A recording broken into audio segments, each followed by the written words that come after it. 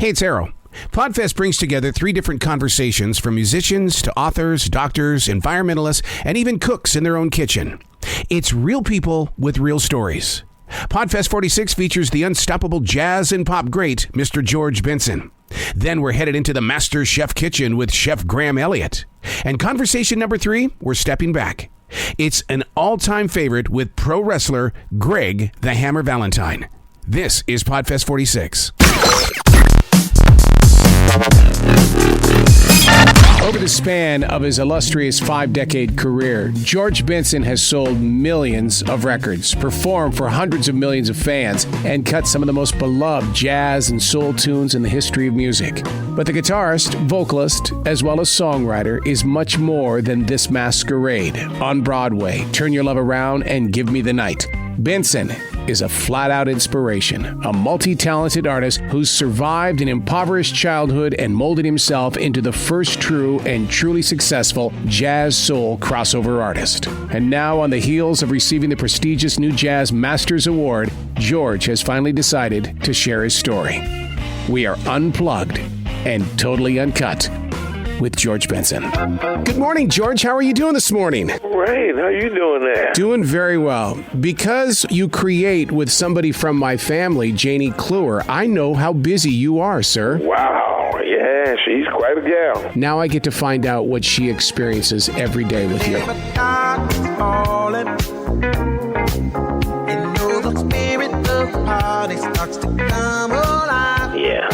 We really had a ball the other day. We were out in near Minneapolis in Carmel, Indiana, and she tore the house up. Nat King Cole show that we do, a tribute to Nat Cole. Fabulous orchestra there and a fabulous concert hall.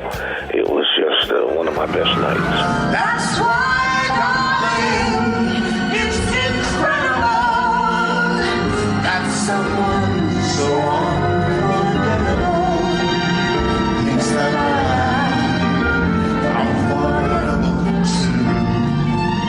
In putting this book together, how many cities did it require to be able to go from beginning, middle to end? Are you speaking on a yearly basis? Yeah, there you go. That's so true, because it would have taken years to put this book together then, because it didn't just flop out of you. Let me tell you, man, it took 13 years to put this book together. Bits and pieces from this, that, and the other. And I had a wonderful co-writer. His name was Alan Goldsher. He spelled out the book beautifully. He didn't detract from my vernacular to a degree where, it was cleanup time, He let me be myself to the degree that we could and still communicate with across the board, audience. So I give him a lot of credit for making the book very legible by everybody. Turn your love around. Don't you turn me down. They tell us not to live in our past, but when you're George Benson, that means you've got to dig through a lot of those songs. Are you, and did you pull out some songs that you're now performing live again? Yes, I did. We had to explain how things came about in the industry. Our working with people like Quincy Jones and the man who produced the record Breezin', which is my biggest album, Tommy LaPuma, who's from Cleveland, Ohio.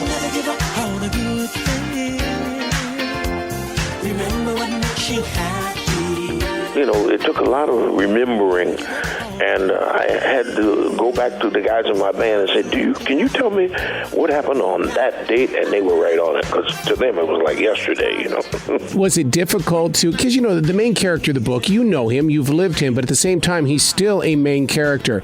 When you finished that book, did you feel like you were leaving an old friend behind? It was interesting going back and looking at myself from a different perspective, because remember when I was living it, I didn't know what to expect.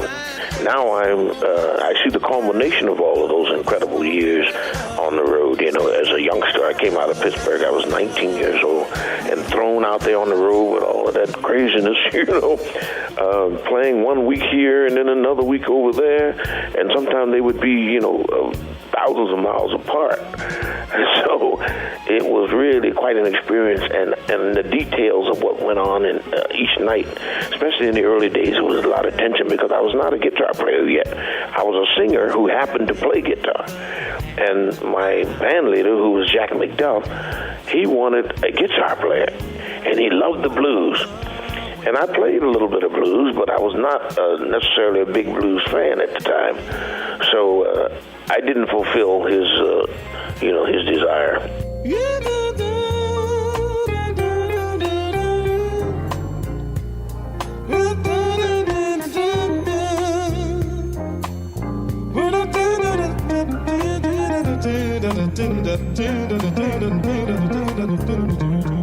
You have this way of making that guitar scat. Was that all you, or was that the influence of Charlie Christian and Wes Montgomery? Because you can listen to a George Benson song and you don't need lyrics. You've got your fingers scatting on that guitar. I've heard people say that, but I think it's just a culmination of people who are big fans, who listen to you a lot, and they begin to notice the idiosyncrasies, that go along with your particular style of playing. It's like listening to Carlos Santana. It's so evident, because you know his personality through his instrument. He expresses himself pretty much the same way each time. I just think it's a matter of time. But I'll tell you one thing, I am a culmination of all of the people that I've come in contact with, especially the ones who had big influences, like the one you mentioned, Wes Montgomery. But there was also Grant Green, Charlie Christian, Kenny Burrell, Tal Farlow, Hank Garland, So, when I hear me play, I hear a culmination of all those people. Is it improv like jazz has been known for, or are you really focused in on maintaining a end result? No, I think that, I live each day one day at a time. When I find something new, to me, it's gigantic because, you get bored at the same thing every day. So I practice all the time. I got a guitar in my hand almost every day.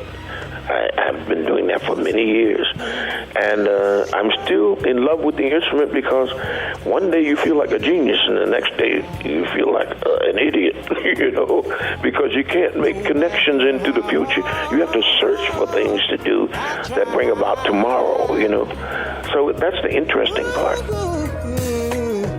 To understand the reasons that we carry on this way, lost in a masquerade.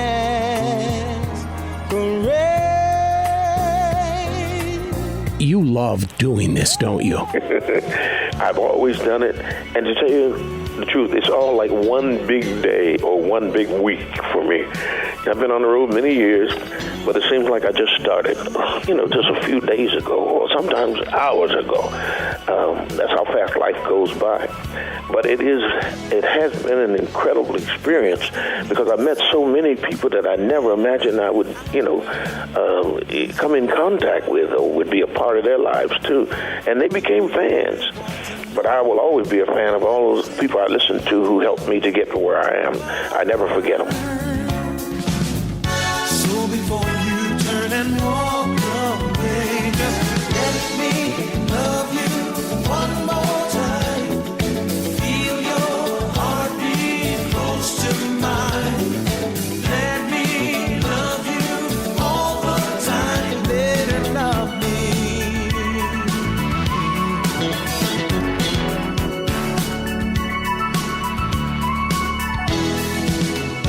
Yes, I'm asking you to stay, remembering it used to be so right. If you're asking for the truth, I'd have to say I won't believe it's good night. So before you turn and walk away, just let me love you one more time. Feel your heartbeat close to mine. Lady, love me all the time. Lady, love me.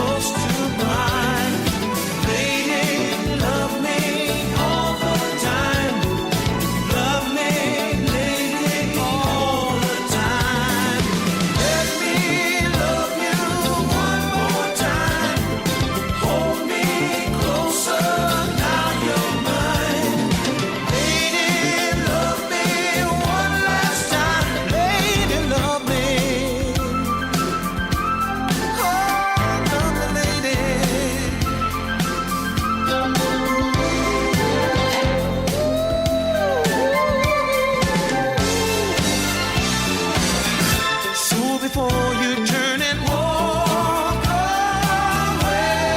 Just let me love you one more time. Feel your heartbeat close to mine. Lady, love me one last time. Lady, love me. Let me love you one more time. Feel your heartbeat close to mine. Lady, love me all the time. Lady, love me. Let me love you.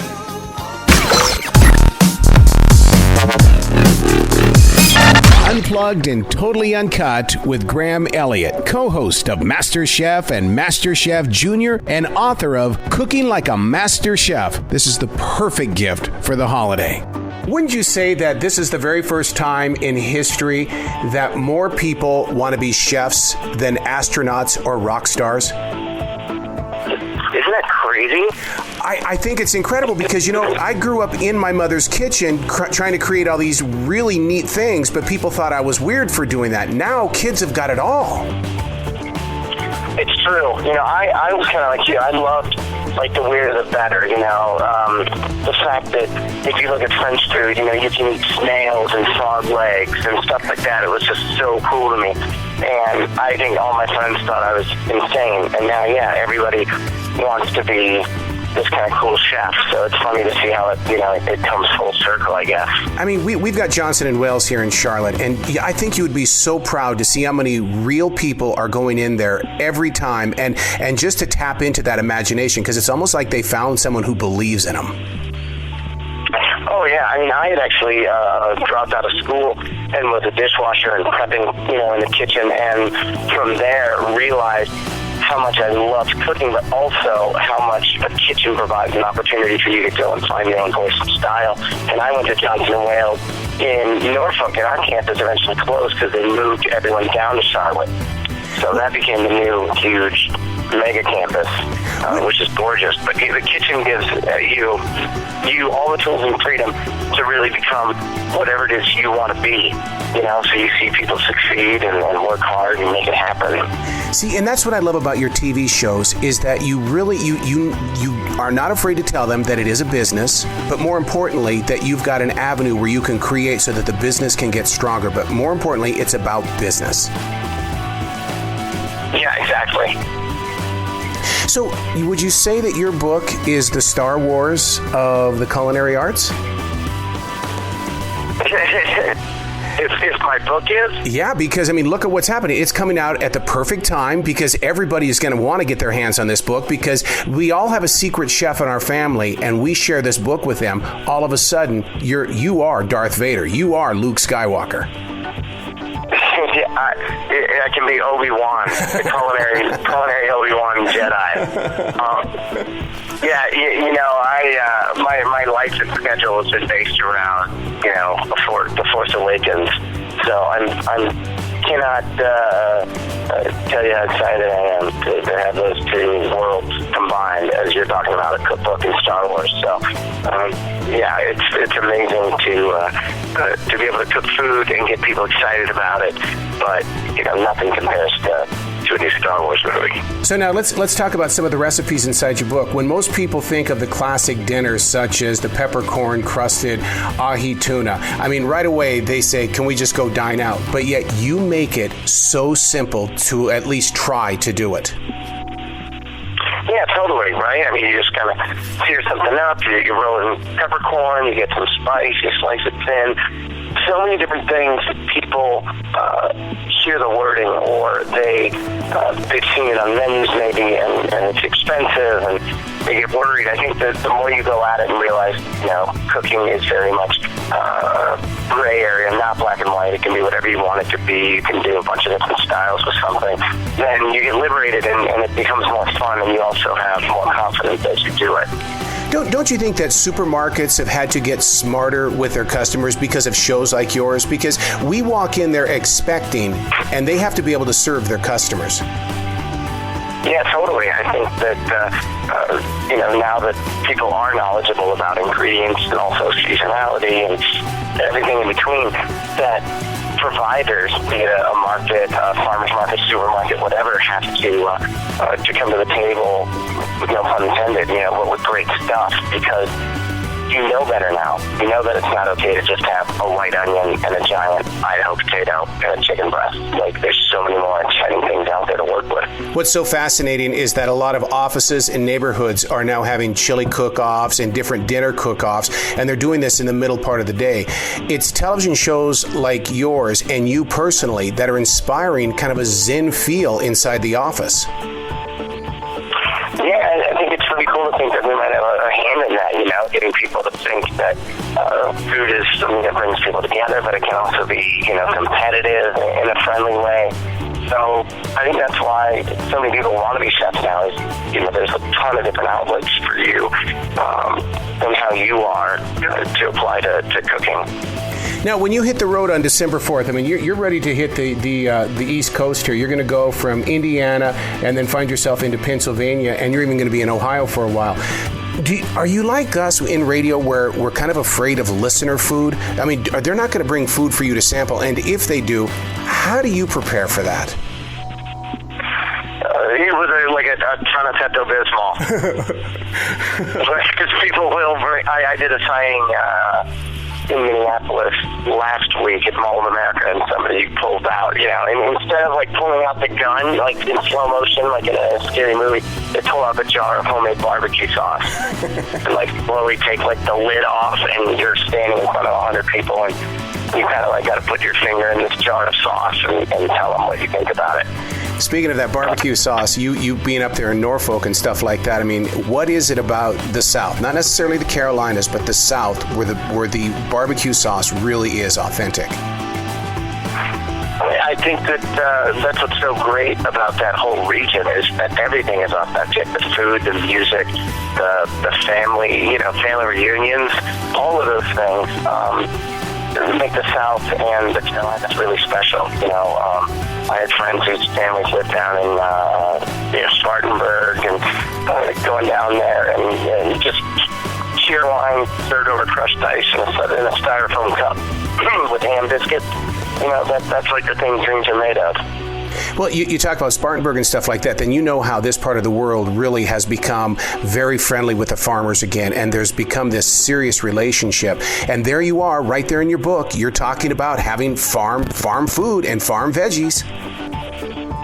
Yeah, I think it's important to know where your food comes from. A lot of people, I think, it comes in a bag or a box from the freezer. And if that's all you can afford, then I understand that. But for people that are all about using great product, and the better proximity that you have to people that are growing it, that put as much love into their harvesting as you are cooking, the dish is just going to be that much better for it. Do you fear at any time, though, with the way that people are coming out of the closets and stuff like that when it comes to them wanting to be a chef and be creative, that family secret is no longer going to be a secret anymore? Or is it time to let go of those family traditions? Yeah, I think that now with just the way the world is so close now and everyone shares everything via social media and being online and stuff all the time, it's good to be able to share those things. What's important to me is making sure that you still give credit where it's due, and I mean, whether it's eating at another restaurant or your grandma or something you saw somewhere else, being able to acknowledge, like, this is where I saw it, this is what it is, I'm so excited to be working with it, versus people just co-opting, and making it, trying to make it seem like it's theirs, without any high-fiving to other people around you. That's not cool. Well, especially this time of year, I mean, you got Thanksgiving. I always call this the triple play of holidays because everybody wants to bring the sweet treats. They need to get your book to see how you've created sweet treats that really don't mean I'm going to pour on a bunch of weight. I mean, you've got some excellent ideas here. Thanks. Yeah, I love I love being able to have fun with some of those things as well, you know. So banana Foster creme brulee and playing on a banana split, you know, things like that are fun, whimsical, and hopefully put a smile on your face as you make it, but also obviously on the people you're cooking for. Well, truffled popcorn too, because you know it kind of replaces the popcorn ball that Grandma used to make. Exactly, you know, but with truffle and chive and Parmesan and, you know, sea salt and black pepper, all those delicious flavors that jump off the palate, and I think also let people know that you're going to be in for a good time. Now, as the author of the book, does it matter to you that we e-book this? And the reason why is because with all the recipes, I'm that guy that goes to the grocery store or the farmer's market. I have to have your book with me at all times. Or is it like I just need to get this book in anybody's hands any way that they're going to put it there? You know, I mean, I guess it's really just giving options to people, but I have a ton of e-books, right, that I read, but I've never bought a cookbook as an e-book. Wow. Because I like to have, it's kind of like a CD, I guess, versus downloading it, but I want the whole physical project in front of me. Well, and plus the pictures in this book, dude. I mean, for you to sit there and to put the right picture in there, you make it so appetizing before I even get to the first paragraph of how to make it. Thanks. Yeah, I think that, you know, we try to make it look like food you would crave and want, not just something insanely gorgeous but wouldn't know how to eat, like at a restaurant. Now, you've traveled all over the country. I grew up in the state of Montana. What did you learn from Montana? Because up there it was always about the steak. But you being a chef, was there something else up there that I was missing out on? You know, I think, you know, out there, it's just your proximity to great ingredients, you know, being outdoors, fishing, you know, the different fly fishing and things like that out there. You really want to focus on letting those things taste like themselves, you know. And maybe in the South you've got, you know, your heartier dishes. In the Midwest, it's a lot of steak and potatoes. So at the end of the day, it's really realizing what your state represent, you know, and I think with Montana, it was like nowhere as beautiful as that. You know, you talk of the fish and stuff up there. I'm kind of shocked that Montana hasn't come up with its own ceviche of any type, you know, with all the different rainbow trout and the salmon that starts up there by Flathead Lake and stuff. Mm-hmm. Yeah, you're right. I mean, you could definitely do some great stuff with all that, you know. So how are you liking the idea of hosting this new TV show, America's Craziest Restaurants? That has to be a weird trip. Yeah, super crazy, right? I mean, seeing things from, you know, a restaurant that only serves food that's, you know, got a million different chili peppers in it, you know, it's super spicy, to a haunted house, to a pirate-themed restaurant. There's people doing things out there, not just with food, but, you know, with the setting and story behind it that are just off the charts. It's almost like it's a setup of, you know, look, we're going to work together, but if it doesn't work, then we're going to bring in Gordon Ramsay, who's going to come in here and just revamp your entire restaurant for you. Yeah. I mean, luckily I get to go in and just kind of celebrate what the place is about, you know, versus having to kind of like rate it or judge it. So it makes it easier for me. So being that the Carolina Panthers are 10-0, you know that everybody, even if they're not a football fan, we're throwing some serious parties now. What are these beer bubbles? What is that all about, and is that man cave food? I think man cave-wise, the dishes as a whole, the buffalo chicken, right? You got your blue cheese, celery root, all those things. The beer bubbles, we take and kind of froth them up with like a little hand blender so that you can spoon them over the dish. You get some of the beer flavor, but it's not like something super, super heavy. That's the idea with it. Yeah, that's kind of, in the South, we want it really heavy so we can just get weighted down.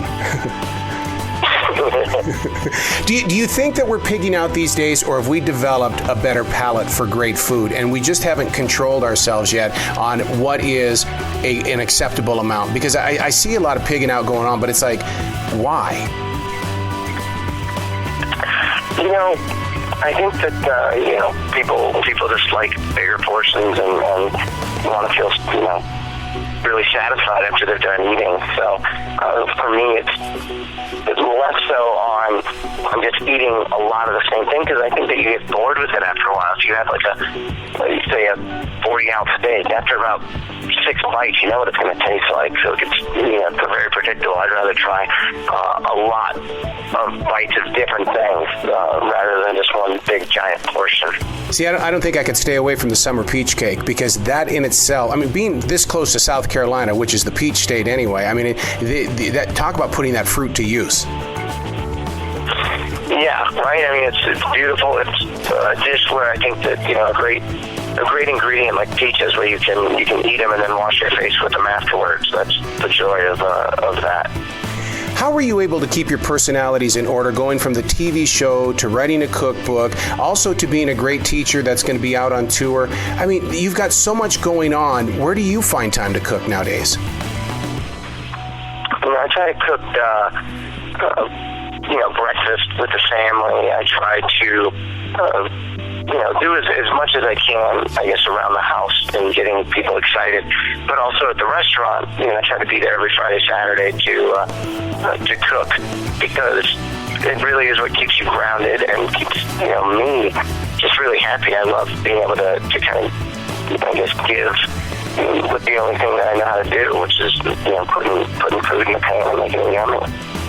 Is it pretty cool to be with the family and you're the guy right there? Oh, yeah, it's the best. It's, because my granddaughter watches her father like a hawk, and he watches you like a hawk. And it's such a cool circle. Do you get to see that side of the industry where the people that you've influenced, you're seeing it go right into the eyes of the children, the next generation? Oh, yeah. I mean, with MasterChef Junior, we're seeing that happen, where some of the kids that are, 8 years old started at 5 because they were watching the first few episodes of MasterChef and MasterChef Junior. So it does make you also realize how quickly time flies, What is it? So temporary. What is it like to be with those little kids? Because you know they've got it right, because they practice and and they themselves think it's like a martial artist. They're ready for black belt right at white belt. You're totally right. You're seeing these kids, instead of gymnastics or piano or karate or something else, they're focusing all their time and energy on just being great chefs, and they can make food at age 10 that I was making at age 20, doing it with a big smile. So it gives you a lot of joy thinking that maybe we had a hand in this. Don't you think the different tastes around the country are going to be less regional, or do you think that because of shows like yours, it's not going to be, we don't have to go down to Atlanta just to have this, because this small town restaurant is going to provide just as good of food? Your show has been such an inspiration to open a lot of doors. Yeah, but I do also kind of worry that you are going to lose a lot of regionality. But it's not just in cooking. You see it with music and fashion, style, things like that. Kind of the same way that MTV did with how people were dressing. Maybe in the South or the Midwest, people would look in one way. But after a while, everybody looks the same, like you do in New York or LA. You all have the same outfits on, things like that, listen to the same music. I'm afraid that you're going to have people cooking Carolina-style barbecue, in Jersey, the way that somebody's going to make a New York cheesecake, in Wyoming. Like, it's all going to become homogenous. I get worried about that. Well, you're right about that, because you get some of that Lexington vinegar-based barbecue, and I'm in the state of Colorado. You're just going to kind of look at them going, no. Exactly. Right. Can't trust them. Now this time of year, there's a lot of hunters across the country, and there's a lot of hunters looking for new ways to prepare all that meat. Do you have a chapter, or do you have a suggestion for them? Because deer meat is deer meat, elk meat is elk meat, but I'll bet you in your imagination there's got to be something else. I don't have it in the cookbook, but I actually have a friend that went out hunting this week and got a buck, and they're going to be bringing it by, the house so that we can cook it up. So I love fishing, and I love the idea, of hunting out and getting an animal and bringing it back and using every part that it gives you. So, grazing off the tougher cuts of meat, doing something beautiful with, the back straps of the loins, and really cooking again with the season. So right now in the fall, wild rice and grains and roots and squashes and, herbs and things like juniper and spices that go really well with those different types of game animals. It's delicious. It's almost like you're teaching us to respect the seasons. It doesn't mean that because winter's here that the trees are not dead. Everything is alive. Now utilize what the forest brings.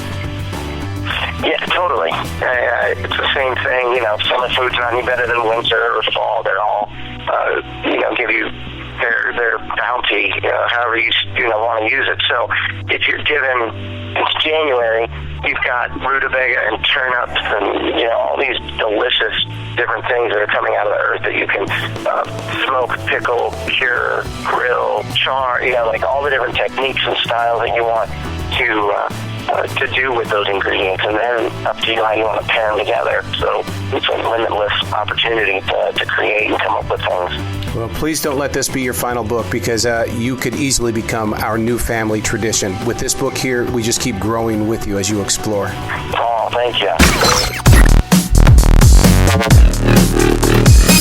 Talking about professional wrestling is that one thing that if your worst enemy was standing in front of you, they would drop their weapons and say, all right, let me share with you what I personally experienced with professional wrestling and watching it with the people that were around me.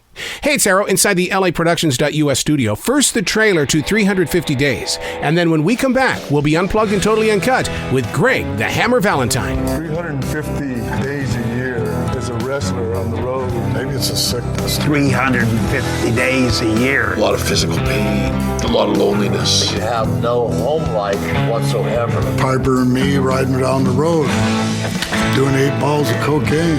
I'm sure it broke up marriages. How many guys in the wrestling business have a family left when they're done? Most of them lose it. I couldn't have children. I couldn't put them on a turnbuckle while Mommy worked. I look forward to it, bro. You know why? Because I love it so much. It's in my heart. When you're famous, you don't have to go look for trouble. Trouble comes knocking on your door. I hit the bars, and that was my character. Sitting in a room with a bunch of wrestlers doing cocaine, we really got to know each other. I would take a lot of downers, and I did have problems with the downers. I'm embarrassed to admit it, but I was not a faithful husband from the first day, for the whole time, on the road. I lived a double life. I needed it. It was like, I'm not getting the love I needed home. Would I do? Oh my God, I am afraid to say I would do it again. I wouldn't change a thing. No regrets. I loved everything I did. I actually wish I could do it all over again. What I want to tell you, to make some big money in wrestling, you had to wrestle every night of the week, $30 every day. So you had to wrestle 6 and 7 times every week just to earn your money. 350 days on the road with wrestlers, a living hell. Good morning, Greg. How are you doing today, sir? I'm doing great. How are you doing? Fantastic. And boy, I'll tell you what, there are many, many people that are fired up about what's going to be happening tomorrow night thanks to you guys and Fathom Events. 350 Days, Legends, Champions, and Survivors. Are you just as excited as the fans are? Well, yeah, this is probably the first movie I've ever been in, except a little bit parts here and there. But I'm really excited because I live this life that they're going to watch. And this is behind the scenes, so I'm very excited about it. What's really cool about it is that professional wrestling is the one sport that knows its history while living it in the present as well. There's always been a connection, and you guys have never lost your vision. Right, exactly. You're right. Is that difficult to live that way? Because so many times, we forget about NFL stars and NBA stars, but not the world of professional wrestling. Well, we're still out there a lot, and we're always doing autographs here, there, everywhere. We go to Europe and sign autographs. I mean, we stay relevant, and the WWE network keeps us relevant. Or even Google, you can bring up matches of us all the time. So it keeps us out there. And I enjoy it. I enjoy being on the road still. And being on the road, that's 350 days, and that's the reason why they call it this, because you guys had to live that lifestyle. Exactly, and if you go back to the 70s, we didn't get to ride in an airplane that much. We did a lot of long car rides. We'd drive, like down in your area, we go from Charlotte to Richmond to Norfolk to Richmond to Charlottesville, and back down to Charleston, South Carolina, and Savannah, Georgia, you name it. Well, plus you guys were never afraid to host an event inside a gymnasium or some sort of shrine auditorium, because you guys were, if you could put the ring up anywhere, you guys would fight.